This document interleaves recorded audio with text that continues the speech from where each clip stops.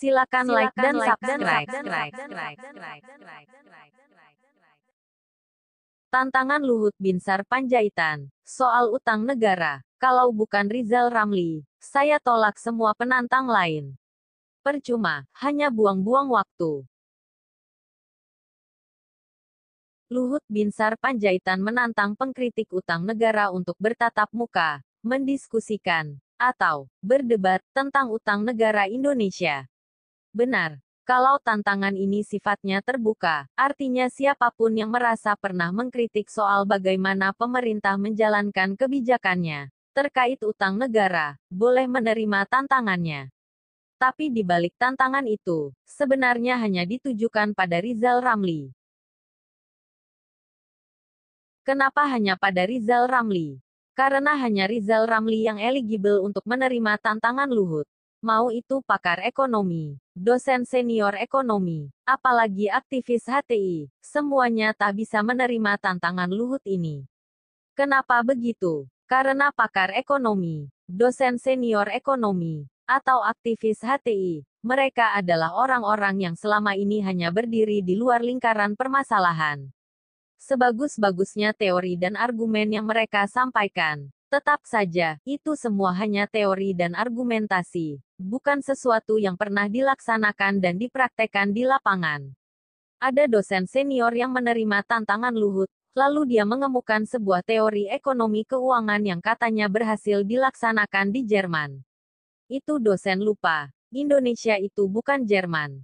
Di dalam kebijakan ekonomi utang pemerintah Jerman, mungkin hanya memiliki 20 macam variabel, tapi di Indonesia, tak ada orang yang mampu menghitung berapa banyak variabel yang dimiliki. Negara Indonesia yang dikenal sebagai negara yang paling sangat heterogen di dunia, ada banyak variabel-variabel yang muncul tiba-tiba. Apalagi si aktivis HTI, yang katanya akan memandang pengaturan kebijakan keuangan utang negara dari sisi syariah Islam.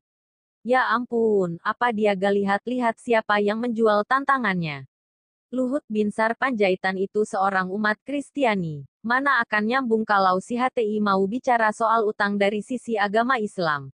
Sementara Rizal Ramli adalah orang yang pernah menjabat jabatan yang sama dengan Luhut sekarang, yaitu Menteri Koordinator Bidang Kemaritiman, di masa pemerintahan Jokowi periode pertama walaupun hanya 1 tahun. Selain itu Rizal Ramli juga pernah menjabat sebagai Menteri Koordinator Bidang Ekonomi, Keuangan dan Industri, lalu menjadi Menteri Keuangan Indonesia di masa pemerintahan Gus Dur. Sedikit banyak dia memahami berapa banyak variabel yang terlibat dalam setiap pengambilan keputusan atas utang negara. Jika Rizal Ramli saja, yang tahu dalamannya pemerintah, tak menerima tantangannya Luhut, maka tak seorang pun yang bisa menerima tantangan tersebut. Berdiskusi itu harus dengan orang yang paham dan tahu betul apa yang sedang dia bicarakan. Karena teori yang diajarkan di sekolah dan perguruan tinggi, tidak akan 100% bisa diimplementasikan di lapangan. Tak perlu kita bicara terlalu besar sampai skala nasional, teori ekonomi untuk sebuah perusahaan saja, tak mungkin diadopsi semua. Selalu ada variabel yang tidak tersebutkan, terutama variabel yang tidak kasat mata. Saya malah akan berpikir Luhut menjadi bodoh jika dia bersedia menerima untuk berdiskusi dengan pengkritik utang negara yang profesinya dosen, pakar ekonomi apalagi aktivis HTI. Pasti banyak hal yang tidak akan nyambung dan mereka pahami. Dikatakan tantangan Luhut diterima oleh Menteri Koordinator Keuangan negara tetangga seperti Singapura atau Malaysia, atau Menteri Keuangan negara besar seperti Australia atau Amerika sekalipun, tetap tak bisa dilakukan.